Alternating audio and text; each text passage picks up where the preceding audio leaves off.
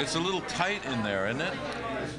Look, it's all in our mind. Yeah? Okay? How do you deal with that? I've been in a submarine. I've actually... I have too. Because well, you were in the Coast Guard. An old one? To New No, London. brand new one. I was in an old one. The new ones, you have to be really an engineer because they're computers and they're really very advanced. The old ones were, well, they called them big boats. Right. And they had a good reason for it. Yeah, the one I was in was an old one. It was a World War II era submarine, and it was like a boat, but underwater. Very tight quarters, man. Right. I don't know. I mean, I could just about be in there for 15 minutes. That's why everybody had to be able to get along. We have Captain Woodward, Nelson Woodward. I don't know if you fellas are familiar with him. I don't know. He lives on Nantucket. Really? He's married to a family from here. Right. And there's also Darwin Thomas. He was on a. Oh, I do know Darwin Thomas. He was on a chopper. Yeah. He was on a chopper. So Nantucket is just not whaling ships. Okay? Submarines too. It was in submarines, right? How did you get into that? When you were what? Did you get out of school and join up? I went into service and. They probably figured I was pretty stupid, so they kept sending me to school.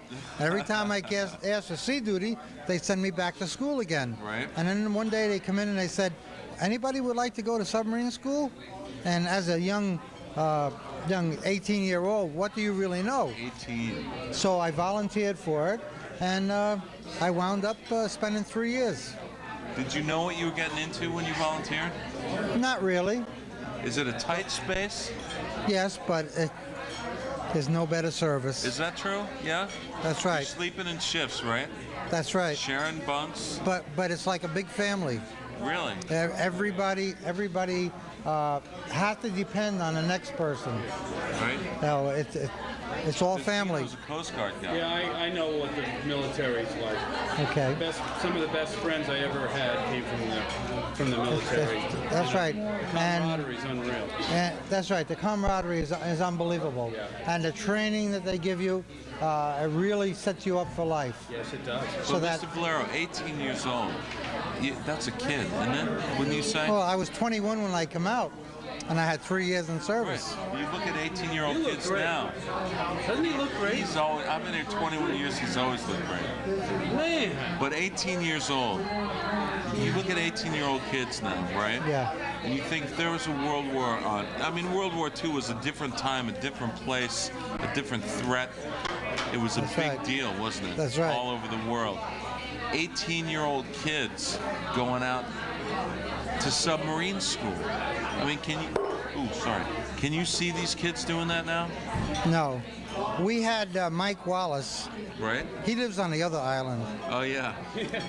The other island. He was on we had him as our guest speaker. Really? Up in Plymouth. And Mike Wallace from Mike CBS Wallace, News, yes. right. In fact, if you go out to VFW here in Nantucket, you'll see pictures out there with Mike Wallace, my son. My son's the chief bosun mate. Right. And in fact, he was just in Newport. He's on the Gunson Hall. And he just was in Newport at the War College, and I went to visit him. But Mike Wallace said the children today, they don't have understanding of patriotism or a sense of right or wrong. I agree. You know, I grew up in the Vietnam era, which was another war altogether. I don't need to tell you. But just, I mean, if you study a little history, if you think about the world and the way it was then, kids today don't do that, do they? Mike was on a subtender in Fremantle. A lot of the World War II subs operate out of Fremantle. Australia. Fremantle, Right, Australia. I go down there all the time. Right. And he wanted to get on a sub in the worst way, and they wouldn't. He was an officer on a subtender. So up in Plymouth, that we made him an honorary member of the World War II subvets, and they made him a beautiful model submarine. I bet he loved it too. Mike Wallace is even though he's a liberal, he's fantastic. Even though he's a liberal, wait a minute. Whoa, we can get into a now. conversation here. We now. have to. Wait a minute. In fact, I pulled that on Mike. I said, Mike, over on Martha's Vineyard, you have movie stars, you have politicians, right. and radio personalities like himself, Right. ultra liberals, which Right. Mike is. But I'm telling you, he's a great guy. He's a I great said, guy. So I said to him, I live on Nantucket. He says, oh, you ultra-conservative Republican? But he is great. We're going over there at some point. Yeah, we're going to go over to the Mike. vineyard and meet Mike. Right. You better believe it. Right. He's a great guy. But, you know, ultra-conservative, ultra-liberal, and anything in between, patriotism is patriotism. Absolutely. And as long as everybody respects everybody else's views, what you were fighting for in World War II was for your right and my right That's to say right. how we felt about the United States of America. That's correct. And that's good to know. All right, Warren. Thanks a lot for talking to us. Thank you, It's great to John. see you. And we'll see you in March.